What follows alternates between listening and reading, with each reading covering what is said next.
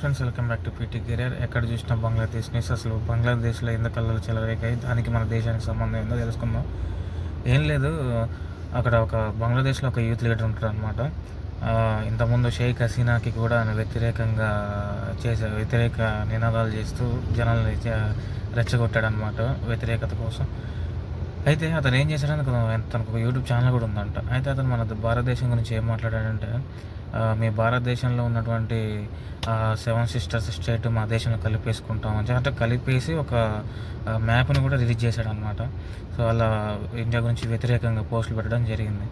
అయితే రీసెంట్ టైంలో అతను బైక్ మీద వెళ్తుంటే ఒక గుర్తు తెలియని వ్యక్తులు వచ్చేసి అతను షూట్ చేసి చంపేశారనమాట బంగ్లాదేశ్లోనే.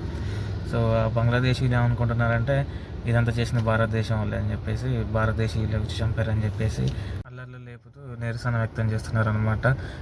ఇవన్నీ పక్కన పెడితే ఇంకో గౌరవమైన విషయం ఏంటంటే, బంగ్లాదేశ్లో ఉన్నటువంటి ఒక ఫ్యాక్టరీలో పనిచేసుకునే హిందూ అని చెప్పేసి రోడ్డు మీద బ్రతికుండగానే కాళ్ళతో కొట్టి చంపి బట్టలన్నీ విప్పేసి ఒక చెట్టు కట్టేసి బ్రతికుండగానే సజీవ దహనం చేసేసారనమాట.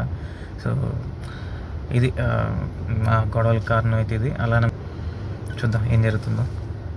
ఈ బంగ్లాదేశీలు భారతదేశం మీద పోరుకు గీరుకు దిగుతాం అని అంటే, పోర్లు ఎవరికి గెలుస్తారో ప్రపంచ దేశాలన్నిటికీ తెలుసు అనమాట.